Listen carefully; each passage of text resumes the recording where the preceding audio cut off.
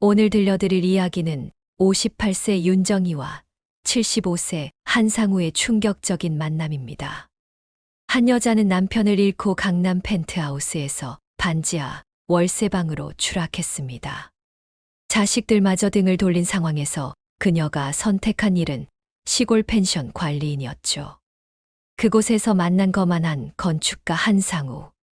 처음엔 그녀를 업신여겼지만 어느 와인이 흐르던 밤, 두 사람의 시선이 얽히고 오랫동안 잊고 있던 욕망이 되살아났습니다.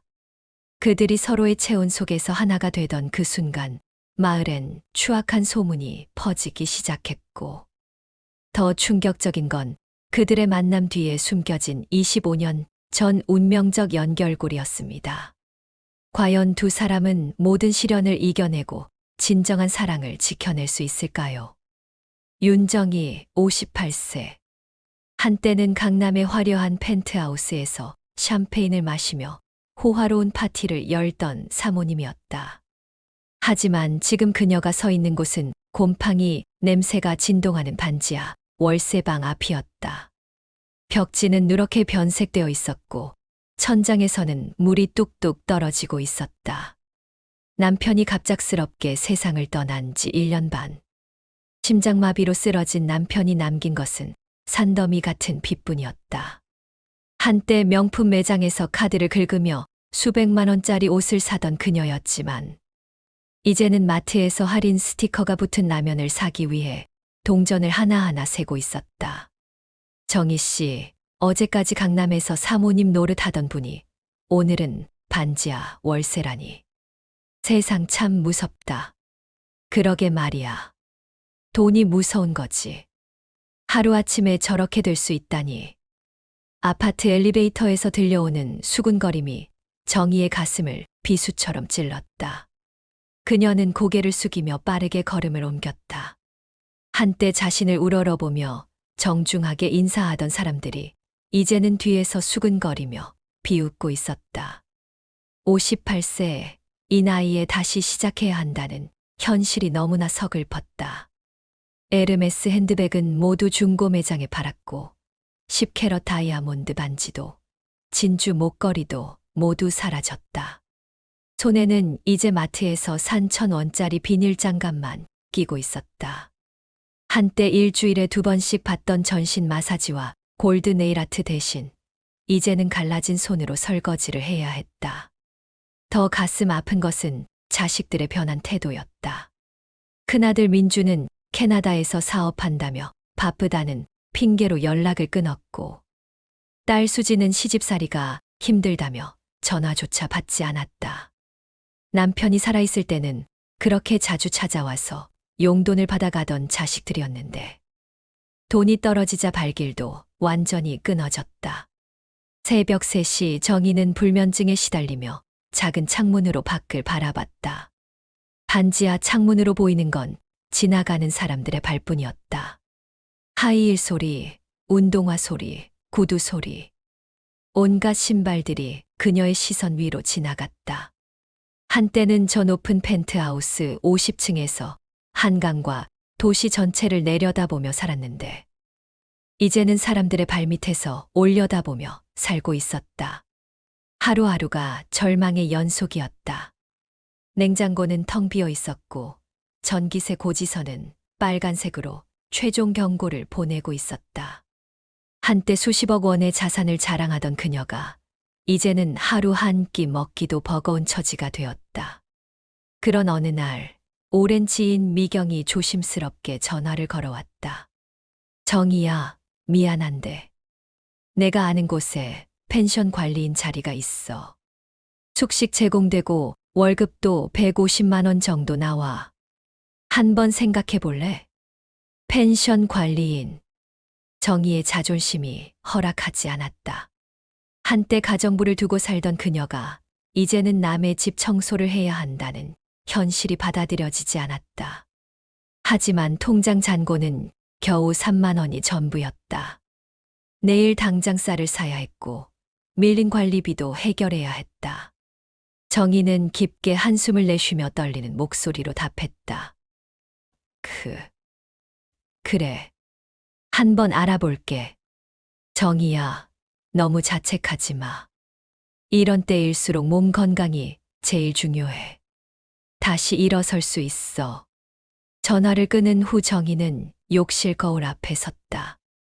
한때 미용실에서 정성스럽게 관리받던 얼굴은 이제 초췌하기 그지없었다. 뺨은 홀쭉 들어가 있었고 눈가에는 깊은 주름이 칼로 판 것처럼 패여 있었다. 하지만 무엇보다 견디기 힘든 것은 거울 속 자신의 눈빛이었다. 한때 자신감과 우아함으로 빛나던 그 눈에서는 이제 절망과 체념만이 흘러나오고 있었다. 경기도 가평의 작은 펜션. 정희가 낡은 버스를 타고 도착한 첫날, 펜션 사장은 그녀를 위아래로 훑어보며 의심스럽다는 표정을 지었다. 아, 미경 씨가 말한 분이군요. 그런데 이런 일 해본 적 있으세요? 만만하게 보면 안 되는 일이에요. 손님들 까다롭고 일도 많거든요. 정희는 가슴이 답답했지만 억지로 미소를 지었다. 열심히 하겠습니다. 꼭 필요한 일이에요. 하긴 배가 고프면 뭔들 못하겠어요. 일단 한 달만 해보고 안 맞으면 바로 말하세요. 서로 시간 낭비하지 말고. 펜션은 생각보다 훨씬 컸다. 12개의 객실과 넓은 정원, 그리고 끝없이 쏟아지는 청소와 빨래, 음식 준비까지. 첫날부터 정희의 손은 거칠어지기 시작했고 허리는 끊어질 것처럼 아팠다. 한때 매니큐어와 값비싼 핸드크림으로 비단처럼 부드럽게 관리하던 손은 이제 독한 세제와 표백제로 인해 갈라지고 상처가 나기 시작했다. 객실을 청소하며 정희는 수없이 거울에 비친 자신의 모습과 마주해야 했다. 샤넬 트위드 재킷 대신 낡은 작업복 앞치마를, 루부탱 하이힐 대신 1,000원짜리 고무 슬리퍼를 신고 있는 자신의 모습이 너무나 낯설고 초라했다. 화장대 앞에서 진주 귀걸이를 고르고 향수를 뿌리던 그때가 마치 다른 사람의 인생처럼 느껴졌다. 내가 정말 이렇게 살아야 하나. 그런 중얼거림이 하루에도 몇 번씩 입에서 나왔다. 하지만 정희는 그때마다 스스로를 다독였다. 살기 위해서는 자존심 따위는 버려야 했다. 먹고 살기 위해서는 어떤 일이라도 해야 했다. 그렇게 고된 2주가 지났을 때 펜션에 특별한 손님이 도착했다.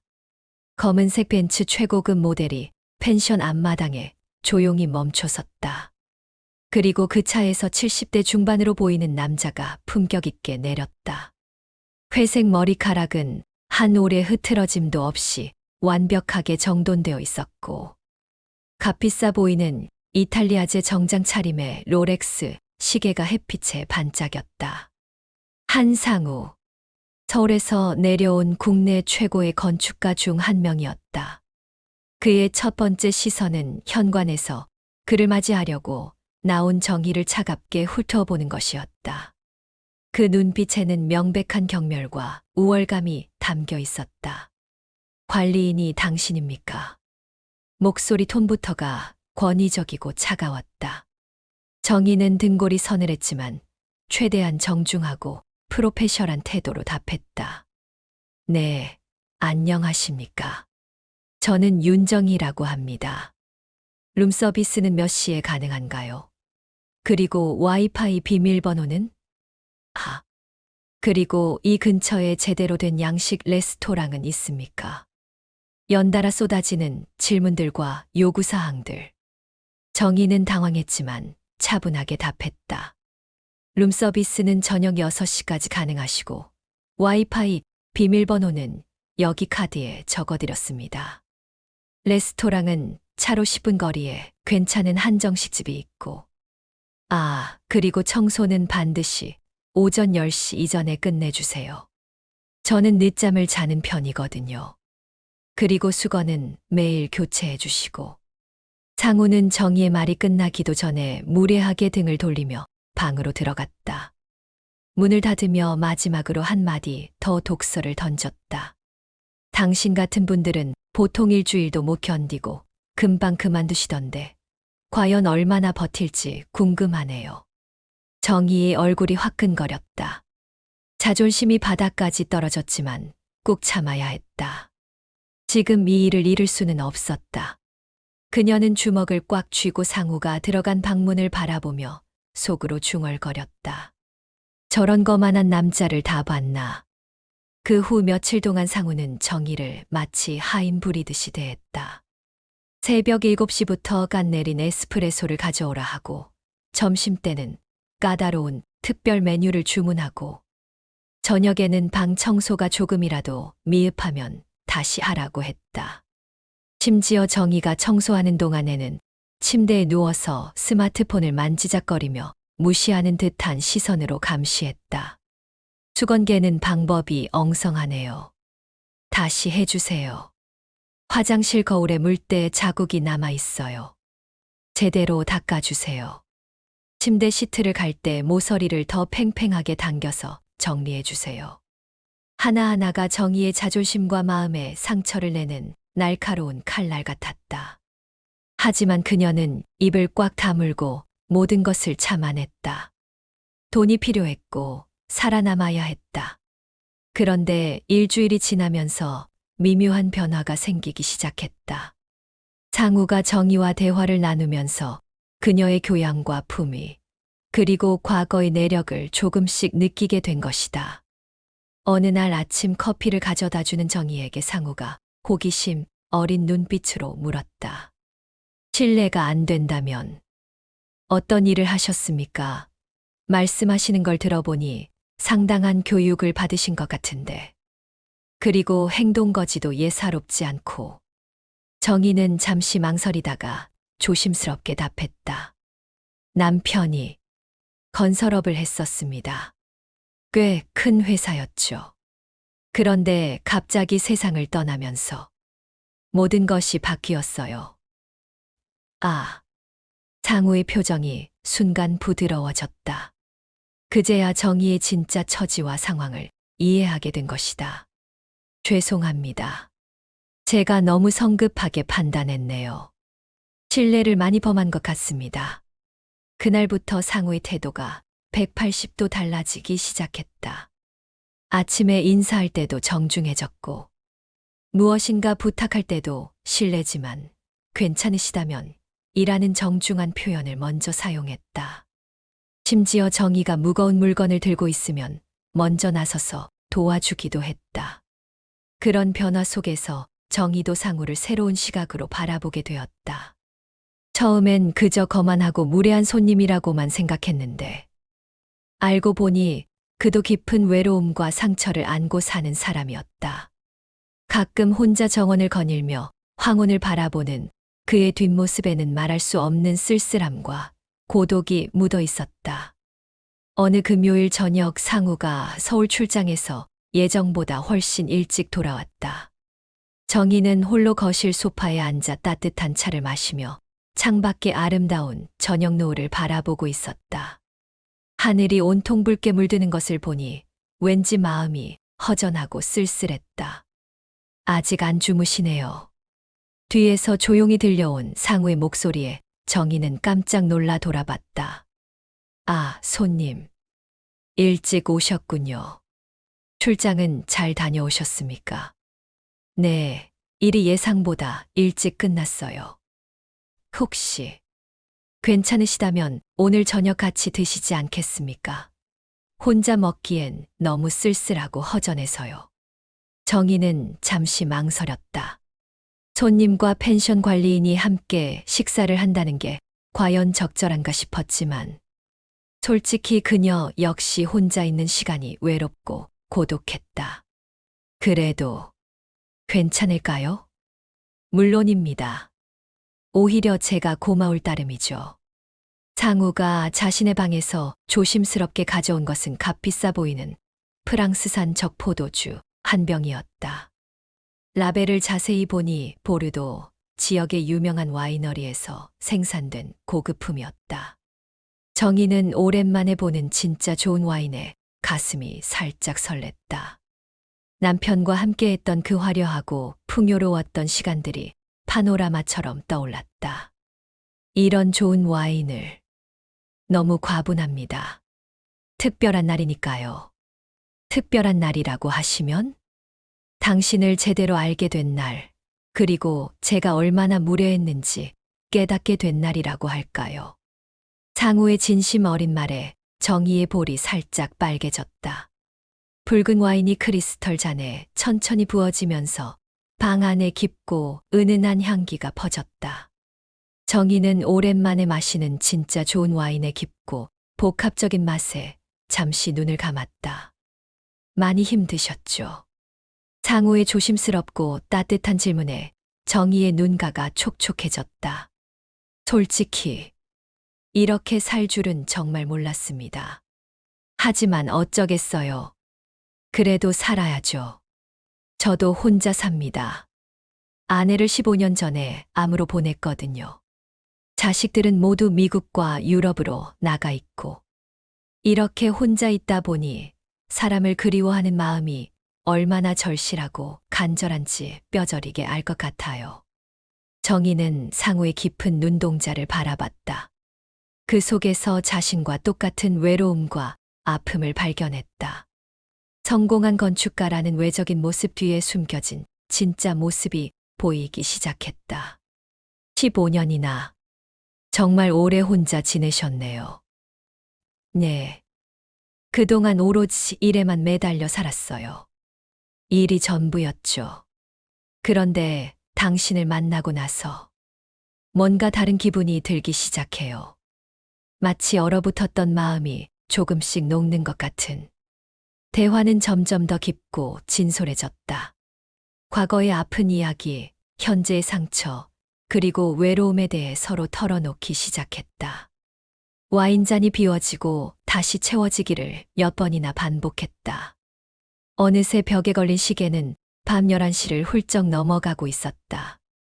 정의는 시간이 늦은 것을 깨닫고 일어나려 했지만 상우가 그녀의 손목을 부드럽게 잡았다. 그의 손이 놀라울 정도로 따뜻했다. 조금만 더 있어도 될까요? 정말 오랜만에. 아니, 처음으로 이렇게 마음 편하고 진솔한 대화를 나누는 것 같아서요.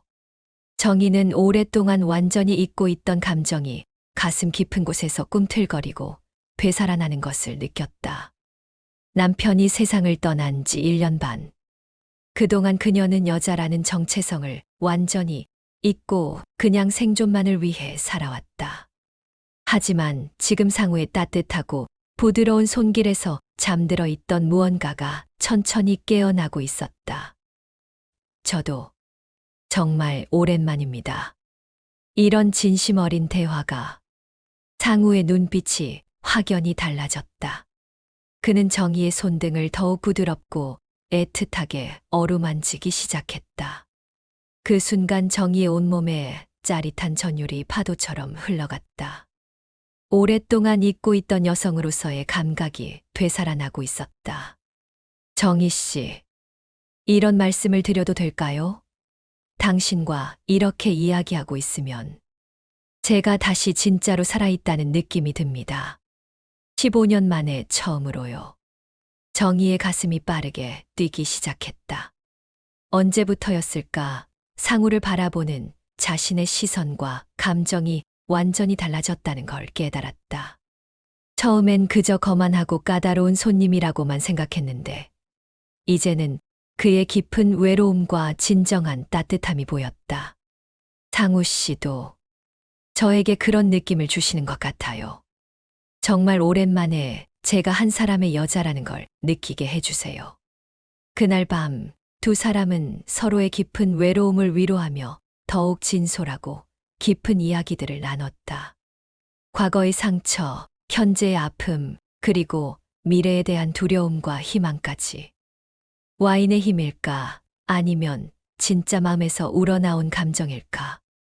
둘 사이의 물리적, 감정적 거리는 점점 더 가까워져 갔다. 새벽 1시가 넘어서 상우가 정의의 뺨을 살며시 어루만졌다. 이런 기분, 이런 떨림. 정말 오래간만입니다. 정의는 한순간 망설였다. 하지만 여자로서의 두근거림과 간절함을 더 이상 부정하거나 억누를 수 없었다. 그녀는 조용히 고개를 끄덕이며 답했다. 저도 마찬가지예요. 그 순간 상우는 정희를 부드럽고 조심스럽게 안아주었다. 오랫동안 완전히 잊고 있던 남자의 따뜻한 체온과 포근함이 정희의 온몸을 감쌌다. 그녀는 상우의 품에서 1년 반 만에 다시 한 사람의 여자로 되돌아갔다. 정희 씨. 상우의 떨리는 목소리가 그녀의 귓가에 부드럽게 속삭였다. 정희는 눈을 감고 그의 따뜻한 체온과 향기에 자신의 몸과 마음을 완전히 맡겼다. 두 사람은 서로의 외로움을 달래며 조심스럽고 애틋하게 가까워져 갔다. 그날 밤 두 사람은 서로의 상처받고 메마른 마음을 어루만지고 치유하며 마침내 완전히 하나가 되었다. 15년, 그리고 1년 반. 각각 다른 긴 시간 동안 혼자였던 두 사람이 서로의 체온과 숨결 속에서 다시 살아있음을 절실하게 느꼈다. 새벽녘 얇은 레이스 커튼 사이로 스며드는 부드러운 햇살이 두 사람의 얽힌 손과 어깨를 따뜻하게 비췄다. 정희는 오랜만에 진정한 여자로서의 자신을 되찾은 기분이었다. 상우의 깊고 고른 숨소리를 들으며 그녀는 이전에는 느껴보지 못한 깊은 평온함과 충만함을 느꼈다. 하지만 달콤한 행복도 잠시, 며칠 뒤부터 마을 곳곳에 좋지 않은 소문들이 퍼지기 시작했다. 펜션 관리인이 서울서 온 손님이랑 뭔가 수상한 일이 있나 봐. 아니, 그 나이에도 그런 게 되나? 58세면 거의 할머니 나이 아냐? 돈 보고 붙은 거 아니야? 서울에서 온 건축가라는데 꽤 잘 산다던데. 비싼 차 타고 다니는 거 봤어. 요즘 여자들 참 뻔뻔해. 남편 죽은 지 겨우 1년 반밖에 안 됐는데. 정희는 마트에서 장을 보거나 동네를 걸을 때마다 사람들의 따가운 시선과 수군거림을 느꼈다. 그 소리들이 바늘처럼 귓가에 박혔다. 자존심이 상하고 마음이 아팠지만 더 큰 시련이 기다리고 있었다. 그 추악한 소문들이 바다 건너 캐나다와 서울에 사는 자식들의 귀에까지 들어간 것이다. 토요일 오후 큰아들 민준이 갑작스럽게 펜션에 나타났다. 그토록 바쁘다던 캐나다 사업을 제쳐두고 비행기표를 끊고 한국까지 날아온 것이다. 엄마, 저랑 얘기 좀 해야겠어요. 민준의 표정은 차갑기 그지없었다. 정희는 가슴이 철렁 내려앉았다. 민준아, 언제 왔니? 연락도 없이. 어젯밤 늦게 도착했어요. 엄마가 여기서 도대체 뭘 하고 계신지 들었거든요. 무슨, 제발 부탁이에요. 더 이상 그러지 마세요. 창피해서 어떻게 살겠어요. 정희의 얼굴이 화끈거렸다. 민준아, 엄마가 뭘 잘못했다는 거니? 그 나이에 무슨 사랑이에요. 게다가 손님이랑요? 동네 사람들이 뭐라고 하는지 아세요? 저희 체면은 어떻게 되는 거예요? 그때 마침 딸 수진도 남편과 함께 펜션 앞마당에 차를 세우고 도착했다. 오랜만에 모인 가족이었지만 분위기는 얼어붙을 정도로 차가웠다. 엄마, 저희가 들은 얘기가 정말 사실인가요? 수진의 목소리도 날카롭고 차가웠다. 정희는 두 자식을 번갈아 바라보며 마음이 찢어지는 것 같았다. 그래서 뭐가 잘못됐다는 거니? 엄마도 한 사람의 인간이야. 혼자 외롭게 지내는 게 죄란 말이야? 엄마 나이가 몇 살인데 그래요. 게다가 돈 때문이라고 사람들이 뒤에서 수군거려요. 우리 가문의 체면이 어떻게 돼요? 민준의 날선 말에 정희의 마음이 산산조각 날 것 같았다. 자식들이 자신의 행복을 이해해주지 못하는 것보다 돈 때문이라고 의심한다는 게 훨씬 더 서러웠다. 너희들은 엄마가 어떻게 살든 상관없었잖니. 1년 반 동안 연락. 한 번 제대로 안 하던 애들이 이제 와서 무슨 걱정을 한다는 거야. 민준이 얼굴을 붉히며 목소리를 높였다. 그건 저희도 바빴어요. 각자 살기가 힘들어서. 바빴어. 엄마가 반지하방에서 곰팡이 냄새 맡으며 라면으로 연명하고 있는지도 모르던 애들이? 순간 거실이 조용해졌다. 자식들은 처음으로 자신들이 엄마를 얼마나 무책임하게 방치했는지 뼈저리게 깨달았다. 수진이 먼저 눈물을 흘리기 시작했다. 엄마, 정말 미안해요. 저희가 너무 못된 자식들이었어요. 엄마를 혼자 두고 정말 죄송해요. 하지만 그렇다고 해서 뭐 엄마가 행복할 권리조차 없다는 거야. 민준도 고개를 떨구며 조심스럽게 말했다. 엄마, 정말 죄송해요. 저희가 엄마를 제대로 챙겼다면 이런 일은 없었을 거예요. 하지만 지금이라도 정희는 자식들의 뒤늦은 사과를 들으며 복잡한 마음이 들었다. 미안해하는 건 좋지만 여전히 상우와의 관계를 반대하고 있는 것 같았다. 바로 그때 상우가 방에서 나와 자식들에게 정중하게 인사했다. 안녕하세요. 한상우라고 합니다. 자식들은 어색하게 인사를 받았다. 상우는 침착하고 품격 있는 목소리로 말을 이었다. 혹시 시간이 허락하신다면 제가 여러분께 꼭 말씀드리고 싶은 것이 있습니다. 거실에 모든 가족이 둘러앉았다. 상우는 진지한 표정으로 천천히 입을 열었다.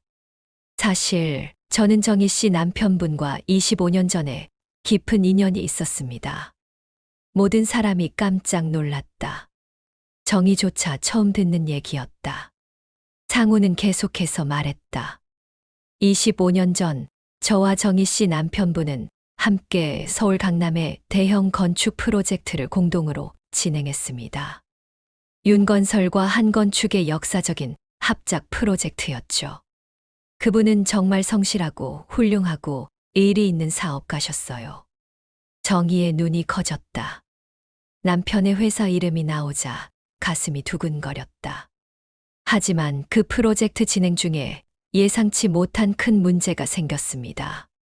건축 허가 과정에서 우리도 모르는 부정과 비리가 발각된 거였어요.